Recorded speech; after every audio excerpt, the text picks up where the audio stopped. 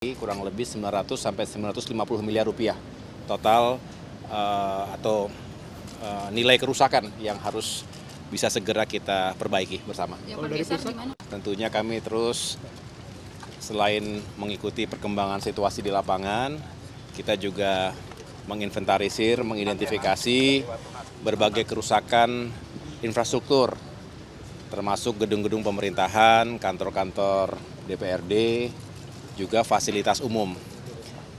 Ada JPO misalnya yang rusak atau terbakar.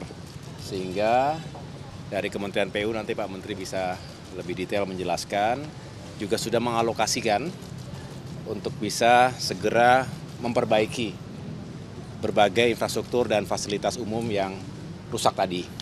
Selebihnya tentunya pemerintah daerah, termasuk misalnya Transjakarta itu sudah punya langkah-langkah yang diambil secara cepat juga agar bisa segera beroperasi seperti sedia kala. Begitu. Mas, kalau total nilainya apa masih sama seperti yang disampaikan? Saya rasa kurang lebih masih sama ya, sekitar 900-950 miliar. Pak, alokasi nilai anggarannya sama kerugian akibat dari kerusuhan kemarin berapa sih Pak?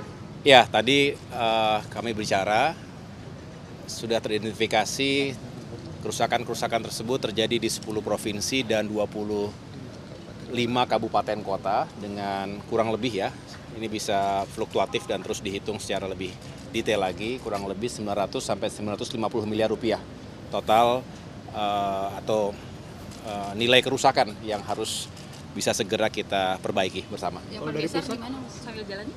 Kenapa? Yang paling besar yang perlu diperbaiki itu di daerah mana aja? Ya, termasuk tentunya Jakarta, kemudian juga di Makassar, di Bandung, kemudian di Surabaya, Solo, dan beberapa lagi yang lain. Oke, yuk kita berapa ya kira-kira Mas ya? Kenapa? alokasi dari pusat Bapak. Silakan Pak Menteri. Maksudnya alokasi pusat ya? Untuk pemetaan anggarannya gitu, Semua itu anggaran pusat 950 itu semuanya Pak. semuanya. Ya, itu yang dihitung untuk dari pusat, dari Kementerian PU. Ya, ya. Berarti dari APBN yang dialokasikan PU. BNI ya. Kan ada biasanya anggaran untuk kedaruratan ya, kedaruratan dari situ posnya. Gitu ya. Mas, ini akan membahas Giant Wall juga yang kemarin Presiden bahas dengan Cina itu Mas. Belum jelas, kayak saya ingin dengar juga apa yang menjadi